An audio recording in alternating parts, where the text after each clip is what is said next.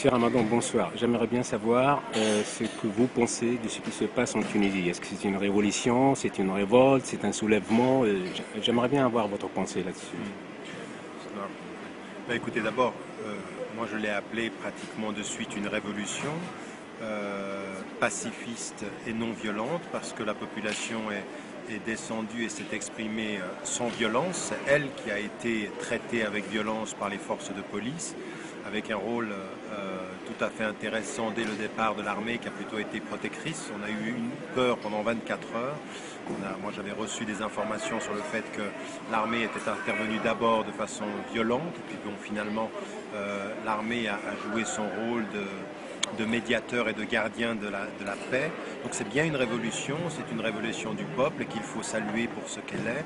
Donc moi j'ai tout de suite soutenu et je la soutiens de tout mon cœur et de tout mon être.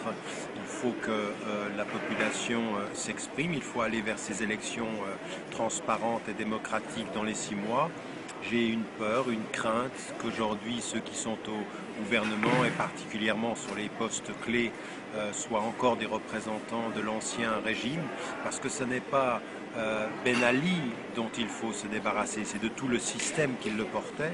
Et ce système-là, avec des personnes qui sont encore présentes, ce sont des mauvais signes. Donc pour qu'il n'y ait pas de confiscation de cette révolution, il faut effectivement continuer ce combat, faire en sorte qu'il soit clair que tous les membres du parti qui ont participé de près ou de loin, même s'ils n'étaient pas impliqués, même s'ils n'étaient pas directement impliqués, même si simplement leur implication a été d'être silencieux par rapport à la dictature, ce fut déjà trop, ce fut déjà peu acceptable, et il faut que cette transition se fasse sans eux, dans un gouvernement transitoire qui mène le peuple tunisien à des élections transparentes, démocratiques et dignes. Justement, cette révolution qui a abattu un des régimes les plus sanguinaires, les plus criminels des pays arabes, elle sera où la place de l'islam avec cette révolution quand même qui aspire à la démocratie?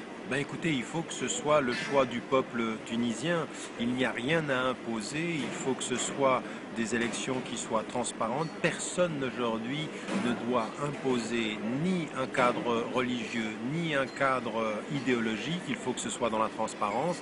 Les Tunisiens sont un pays majoritairement musulman. L'islam fait partie de ce pays-là, mais il ne faut pas utiliser l'islam et instrumentaliser l'islam pour qu'au nom de la liberté retrouvée, on impose une nouvelle fermeture. Ça, il ne faut pas l'accepter.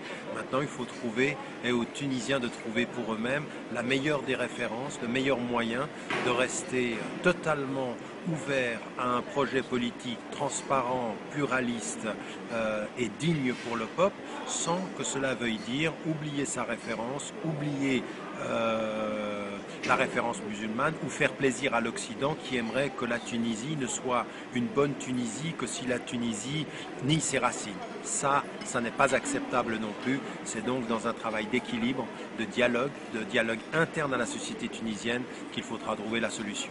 Merci, Monsieur Talak Ramadan. Merci beaucoup.